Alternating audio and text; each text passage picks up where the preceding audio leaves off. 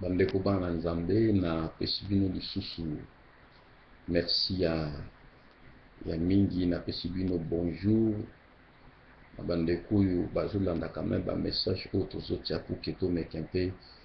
koconsoler l'église corps de Christ mowumbu na bino Mathusalem mowumbu na nzambe abeni nga na ministère évangélique la puissance de la croix. Je suis pasteur nzambe asala biso ngolu mpe tokamba na ye na ngonga lisusu oyo mpona kotia mpona atiaki première message ya hommage ya papa na biso Alain Moloto nali na continuer message oyo natiaki koloba nano d'abord kimia ezala na kati na bachrétien nyonso nom de Jésus kimia ezala na kati na libota ndeko na biso Alain Moloto na entourage na ye. Moi je vais dire seulement une petite chose papa Alain Moloto ayaki awa na se na moi mission na ye ezalaki pour que apréparer biso parce que bientôt enlèvement de l'église ezosalema Jésus-Christ aza déjà koya mosala oyo tokosala na likolo ezali bobele ko adorer yango ayaki pour que acorrige mpe église e asali mosala kitoko na kanisa biso nyonso toyebi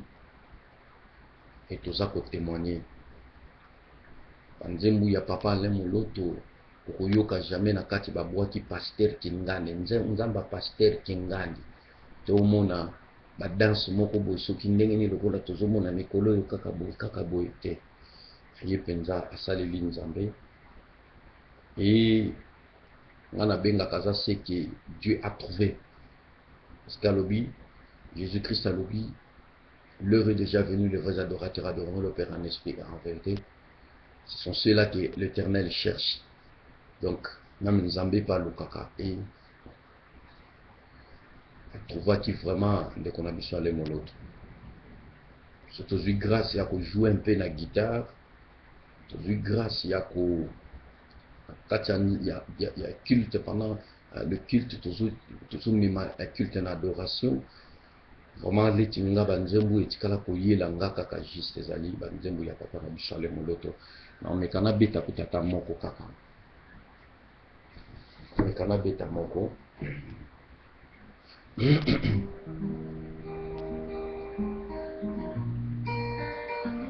yaya okokisa makambo nyonso nyonso ona ntina na ngai o Yesu yaya okokisa makambo nyonso nyonso ona ntina na ngai o Yesu nzambe monene alati mposo bomoto ona ntina na ngai o Yesu mokeli na nyonso akomi mosali ya mabaya ona ntina na ngai o Yesu Lewa basambisi elekelamu ona ntina na ngai o Yesu nzambe na nkembo basambisi elekelamu ona ntina na ngai o Yesu yeko le roi des rois balatisi ekoti ya nzube ona ntina na ngai o Yesu Yesu Yesu mwana na mpate obongi na lokumu bobele yo nkolo bobele yo Yesu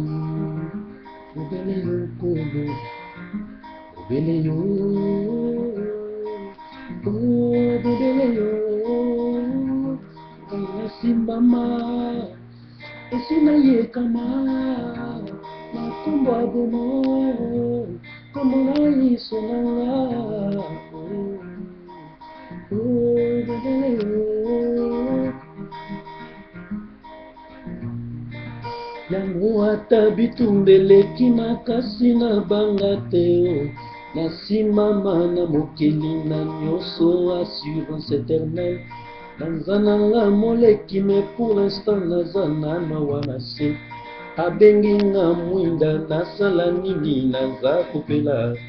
Yesu yango ata liboso ya kufa na banga nini nasimama na makomi elobi Yesu alonga nde liwa naza nanga moleki me pour l'instant naza nano na bomoi abengi nga mungwa nasala nini naza kopesa gu na mokili kolo oyo apesi nga ntina naza ya ye nakoma propriété privé ya nzambe mokili ya nyonso bomoi na nga basimba te bameki basimbi nzambe motindami asimbelaka kufaka te kino oyo nzambe alobi ekokisama kati na ye le fils de la promesse ne meurt jamais fote na nga te elaka nzambe nano ekokisami te ata na poison bilaka ekufaka te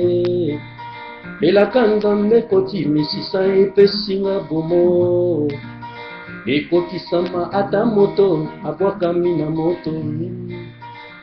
ce n'est plus moi qui vis, c'est plutôt Jésus qui vit en moi. Oyanga masia iloko ebomaka ye te bisika yatangi maloba moto akontredire te fote na nga te akomisanga oyo yazali ye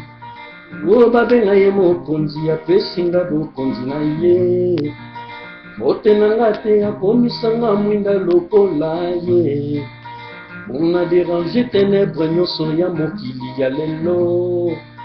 fote na nga te akomisanga molongi lokola ye bisika nakomi parfait de bonne odeur emati likolo naza ya Yesu nga naza ya Yesu donc aza ndeko oyo ameni biso na dimension mosusu quand nous traversons les deux colonnes de parvis pour que tout s'approche na présence de Dieu. Vraiment ndeko ale moloto azalaki un moyen to azalaki mobile oyo nzambe azalaki a utiliser pour que bana na yeba pusa na lesupe na yemele ale moloto azana bisote mais lokola kaka ndenge Luc azoloba na biso na Actes des Apôtres chapitre 4 verset 32 toza qu'un cœur et qu'une âme. Chrétien bazalaka toujours motema moko et